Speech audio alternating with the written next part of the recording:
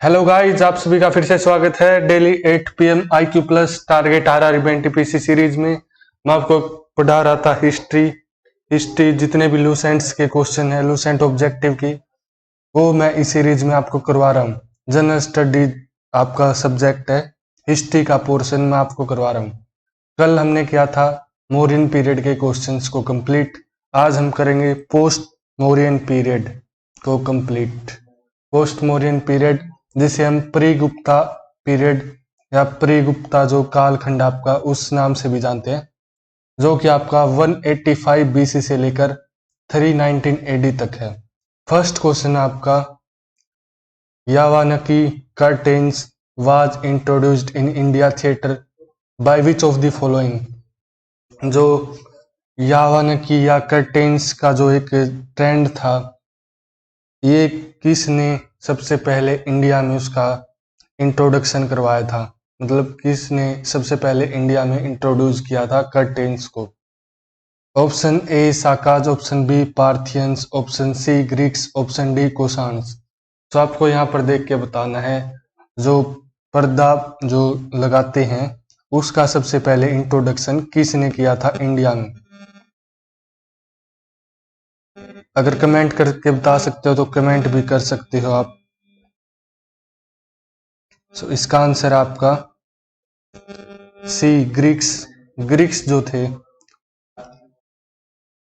उन्होंने सबसे पहले इंट्रोड्यूस किया था इंडिया में कर्टेन्स को, मतलब पर्दे को उन्होंने ही इंट्रोड्यूस किया था इंडिया में। Next question, question number second है, वो started the Saka era which is still used by the government of India.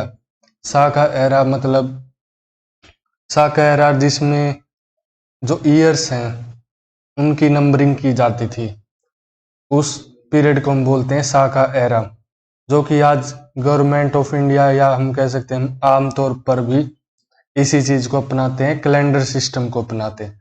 उसकी जो शुरुआत है वो किसने शुरू किया था उस चीज को। ए ऑप्शन में है कनिष्का, बी में विक्रमादित्य, सी समुद्रगुप्ता, डी में अशोका। सो कनिष्का जो है ऑप्शन नंबर ए, कनिष्का के टाइम पीरियड में ही उन्होंने साका एरा को अपनाया था, मतलब ईयर्स जो है उनकी नंबरिंग स्टार्ट कर दी थी। A option is the correct here. Next है, वो were the first king to issue gold coins in India. इनमें से पहला कौन सा ऐसा किंग है जिसने सबसे पहले भारत में गोल्ड कॉइन्स लेकर आए थे, किसने इशू किए थे सबसे पहले। ऑप्शन आपके देख लीजिए, ऑप्शन ए में Mauryas, option B Indo Greeks के जितने जो भी किंग थे वो, सी गुप्ताज, डी कोशांस। तो इसका आंसर आपका इंडो ग्रीक्स जो किंग्स थे इसके इस रीजन के, इन्होंने इस फर्स्ट टाइम जो है गोल्ड कॉइन इशू किया था भारत में। फर्स्ट एंशिएंट टाइम में अगर आप देखो तो Indo Greeks was the king that issued first time gold coins in India. Next है क्वेश्चन नंबर फोर्थ। वीडियो को लाइक करते जाइए, शेयर करते जाइए। वो among the following were contemporaries of Kanishka. इनमें से कनिष्का के समकालीन जो उसके समय में थे, हमें वो बताना है। ऑप्शन दिए गए हैं। ए ऑप्शन में नागार्जुना, अशुघोषा, वासुमित्रा। इस क्वेश्चन में आपको देख के बताना है कनिष्का के कंटेम्प्रेरीज, मतलब कनिष्का का जो भी टाइम पीरियड था उस टाइम कौन कौन से जो पर्सन्स थे, जो भी यहाँ पर ABCD ऑप्शन में दिए गए हैं वो कौन से थे। सो ऑप्शन ABCD दिए गए। Option A here is correct option. Nagarjuna, अशोघोषा and Vasumitra were the contemporaries of Kanishka. ये जो लोग थे ये कनिष्का के टाइम पीरियड पर मौजूद थे, मतलब उसी के टाइम पीरियड के ही। नेक्स्ट है question number 5। The greatest development in the Kushan period was in the field of. जो कोशान का पीरियड था उसमें सबसे ज्यादा ग्रेटेस्ट डेवलपमेंट किस क्षेत्र में हुआ था, किस फील्ड में हुआ था। ए रिलीजन धर्म में, बी आर्ट, जो भी आर्ट कला थी। सी लिटरेचर, डी आर्किटेक्चर। तो D option here is the correct option. Architecture मतलब जो बिल्डिंग्स वगैरह बनाते हैं या बनती हैं, आर्किटेक्चर जो भी स्ट्रक्चरल वगैरह था आर्किटेक्चर का, उसमें सबसे ज्यादा डेवलपमेंट देखने को मिलेगा कुषाण पीरियड में। नेक्स्ट है what was the capital of Kanishka. अब आपको इनमें से देख के बताना, इनमें से कैपिटल ऑफ कनिष्का, कनिष्का की राजधानी कौन सी है। Option A Purushapura, option B Mathura, option C Takshashila, option D Pataliputra. आपको बताना है कि उस टाइम की कनिष्का की कैपिटल राजधानी कौन सी थी इनमें से। So first option A Purushapura is the capital of was the capital of Kanishka at the ancient time of post Mauryan period. Next है question number 7। S.T. Thomas is said to have come to India to propagate Christianity during the reign of S.T. Thomas है जो जिन्होंने propagate मतलब Christianity का प्रचार किया था India में, वो किस टाइम किया था। ड्यूरिंग विच रेन, किसके शासनकाल में किया था, कौन से किंग थे उस टाइम में। ऑप्शन ए दिया गया है आपको सेंगू तावान चीरा भी कहते हैं जिसे, ऑप्शन बी कारिकल चोला जिसे कहते हैं, ऑप्शन सी निंदू जेलियन पांड्या भी जिसे कहते हैं, ऑप्शन डी गोंडा फार्नीज पार्थियन जिसे कहते हैं। सो here option D is the correct. जब पार्थियंस जब थे इन्हीं की जो रेन था, मतलब रेन जिसे हम बोलते हैं पीरियड ऑफ, जो पीरियड होता है जिस टाइम पर इनका शासन काल था उसे हम बोलते हैं रेन। उसी टाइम जो है एस.टी. थॉमस ने क्रिश्चियनिटी का प्रचार किया था भारत में। नेक्स्ट है क्वेश्चन नंबर 8। वो started the Saka era and when. तो ये क्वेश्चन एक बार फिर से रिपीट हुआ है, किसने साका एरा का शुरुआत की थी और कब की थी। अब ये पूछ रहा है कब की थी, वो आपको मेन बतानी। आपको पता है किसने की थी, कनिष्का ने।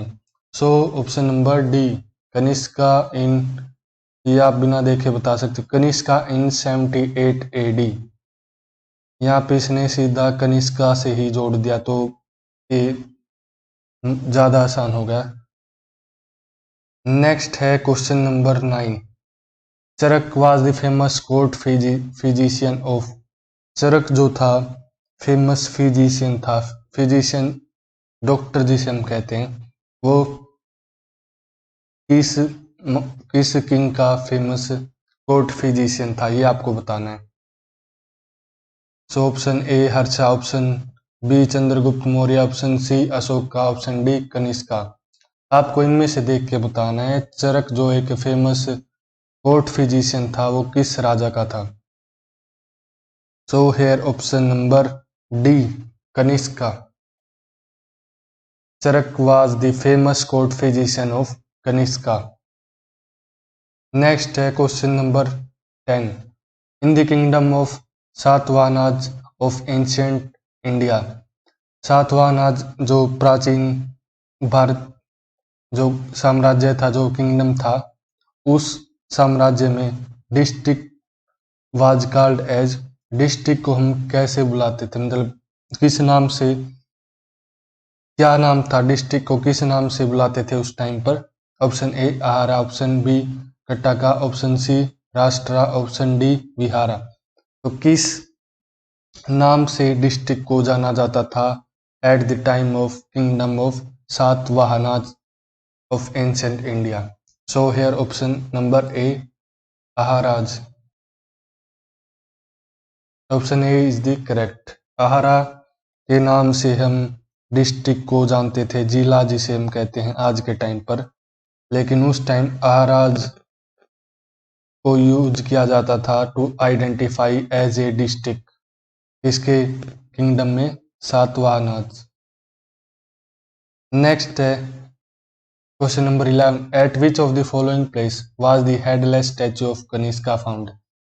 आपको 4 प्लेसेस दिए गए हैं और क्वेश्चन में क्या पूछ रहा है, आपको बताना इन चारों प्लेसेस में कौन सा ऐसा प्लेस है जहां पर कनिष्का का हेडलेस स्टैचू पाया जाता है। हेडलेस स्टैचू मतलब जिसके ओनली हेड नहीं है, जिसके स्टैचू में जिस मूर्ति पर हेड नहीं है, मतलब गर्दन से ऊपर वाला हिस्सा नहीं है।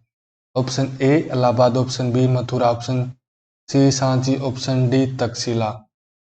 तो कहाँ पर नहीं है हेडलेस, कहाँ पर है headless statue of Kanishka? 11th का ऑप्शन नंबर बी मथुरा में है, जो वहीं पर एक मूर्ति मिलती है कनिष्का की जिसमें हेड नहीं मिलेगा देखने को आपको। अगर आप कहीं घूमने जाओ कभी तो देखना आप ये भी। नेक्स्ट है question number 12, with whose reign is the Gandhara school of art associated? आपको 4 ऑप्शन दिए गए हैं, 4 किंग दिए गए हैं ऑप्शंस में। आपको बताना इनमें से कौन से शासनकाल से रिलेटेड है गांधारा स्कूल ऑफ आर्ट। जो आर्ट का स्कूल था गांधारा स्कूल, वो किस किंग के कार्यकाल से रिलेटेड है?